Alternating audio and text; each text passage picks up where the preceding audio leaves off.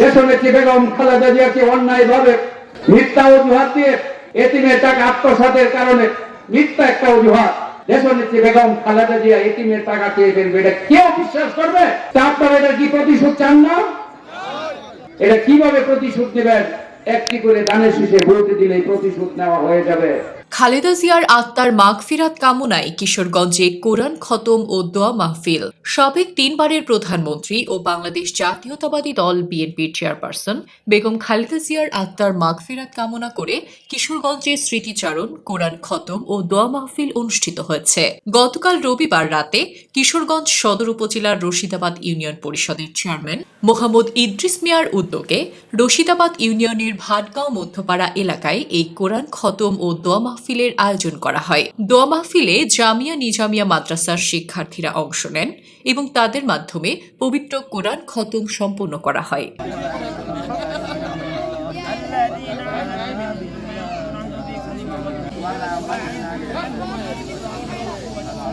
দোয়া মাহফিলে বেগম খালেদা জিয়ার দীর্ঘ রাজনৈতিক সংগ্রাম, গণতন্ত্র প্রতিষ্ঠায় তার অবদান এবং দেশের প্রতি তার ভালোবাসার কথা স্মরণ করা হয়।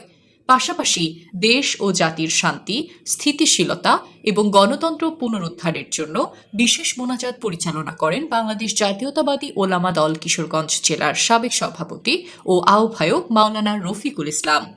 দোয়া মাহফিল শেষে উপস্থিত নেতাকর্মী এবং প্রায় 1000 মানুষের মাঝে খাবার বিতরণ করা হয়। তুমি আমাদের তুমি মাফ করে দাও। আজকের এই দোয়া মাহফিলকে তুমি কবুল মঞ্জুর করে দাও। আপনার মাঠফেরত কেমন দোয়া মাহফিল, সেই দোয়া মাহফিলকে তুমি কবুল মঞ্জুর করে দাও। আমাদের তুমি কবরকে তুমি জান্নাতের বাগান বানিয়ে দাও। দেশের মঙ্গলের জন্য কাজ করতে পারে সেই তৌফিক দান করো। আমিন আমিন রাহমাতুল্লাহ।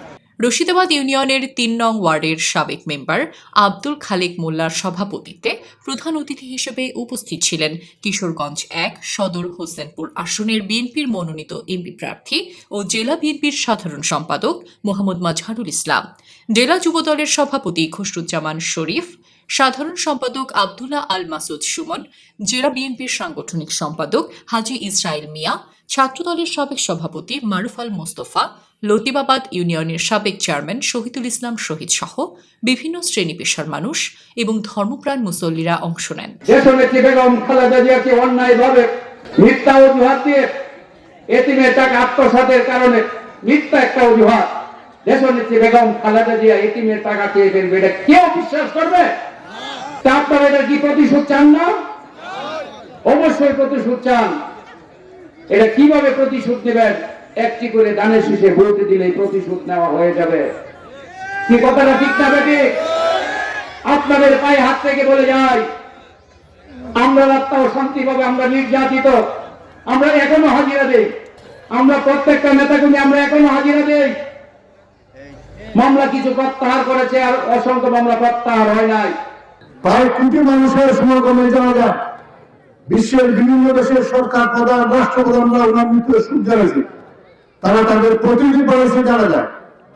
আজকে আমাদের শুধু খুব আক্ষেপ যে নির্বাচনের জন্য আন্দোলন করছেন, যে নির্বাচনের জন্য কারাবরণ করছেন, সেই নির্বাচনের ফলাফল আমরা দেখে যেতে পারেনি। আজকে এটা আমাদের আক্ষেপ, এটা আমাদের একটা দুঃখ। আমি খুব সাদা সিধা মানুষ, সাদা সিধা জীবন যাপন করি, আমি সাথে বাঁচা নেই ভাই, আমি পরিচ্ছন্ন মানুষ, পরিচ্ছন্ন রাজনীতি করি। আমি না 3বার সেক্রেটারি হয়েছি, আমার এই জীবনে 45 বছর বিএনপি রাজনীতি করি, 45 বছর। আমি পদ ছাড়া করি, পদ আমার ব্যবহার ভাই, আমি কি আমি পদের বিষয়ে দৌড়ি হতো, পদ আমার বিষয়ে দৌড়ে।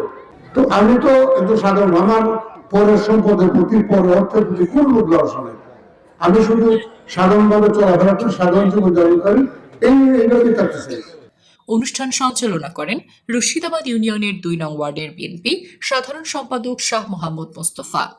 এ সময় বক্তারা খালেদা জিয়ার স্বপ্নকে বাস্তবায়ন এবং তারেক রহমানের নেতৃত্বে আগামীর বাংলাদেশ করতে আসন্ন জাতীয় সংসদ নির্বাচনে ধানের শীষে ভোট দিতে সকলের প্রতি আহ্বান জানান। খালেদা জিয়ার নেতৃত্ব ও অবদানের কথা স্মরণ করে তার আত্মার মাগফিরাত কামনায় সকলের নিকট দোয়া কামনা করেন।